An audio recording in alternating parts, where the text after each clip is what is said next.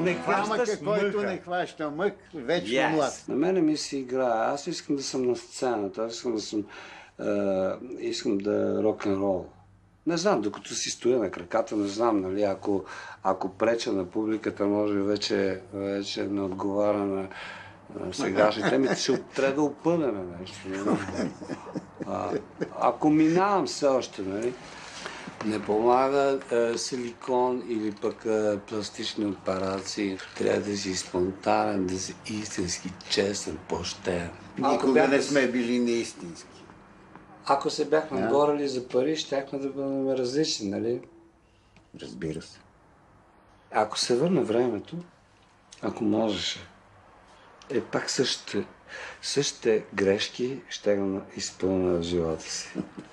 С удоволствие.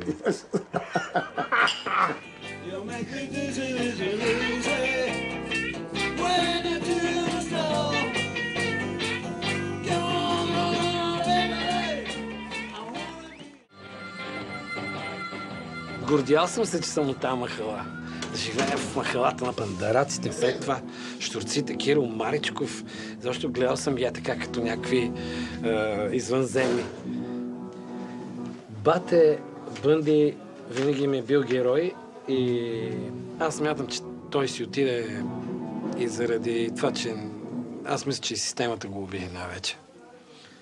Не само алкохола. Просто свободата за него беше по-важна.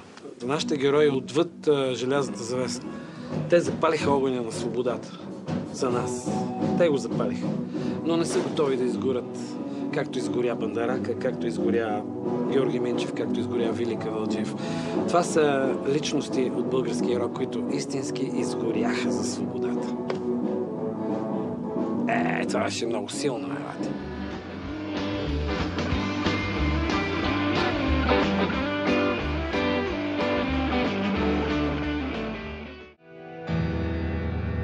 За тебе, Банди. Благодаря. Пепи Цветков. На Бандарака концерта ми се струва, че стана много силен концерт. Защото някакси имаше причина.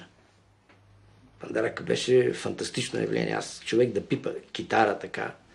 Извинявай, има много добри китаристчета, бързаци, техничари, каскади да ти свират и така нататък. Няма никакъв проблем. Но Бандарака за мен е като такъв саморасъл, то не е злато, не е бисер, думи нямам да обясна. Но едно общество се поддържа от таланти. Таланта е изключително крехка и чувствителна работа. Таланта е адски трудно да го откриеш. 2 пъти по-трудно да го развиеш и 5 пъти по-трудно е да го съхраниш.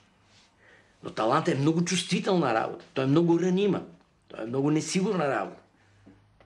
И именно защото нямахме шанса да живеем в някаква нормална, свободна страна. Тоест ти да си избираш и пътя, и всичко, се стигна до там, че ние те всички хора ги загубихме. Или трябваше да се предадат, да подпишат парафа, че стават членове на някаква организация, която автоматически води до вътрешен колосален дискомфорт. Много ми е криво, когато Бандарака, свирил, ама той е пяница, такова, не, другия и той, не, и той къде отиде, да го знам, и той някъде там умря. Край Кирогачев, нали, на тротуара, замръзнал. Една зима.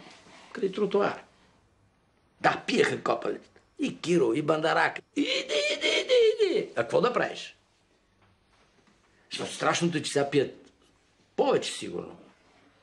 От бездуховност, от тъпотия, от нищо. Основният проблем на българина в момента е, че той не знае кой е, той няма чувство за идентичност. Нали, какъв е той? Гражданин, селянин, какво? Чалгата за какво е? От това идва чалгата. Защото една народностност го натиска от някъде. Как сега ти да го прибавиш, така че да е като на американците, с циците, с силиконите, не знам какво. Това е бобса шампанско, дето викаше Милчо Ливиев.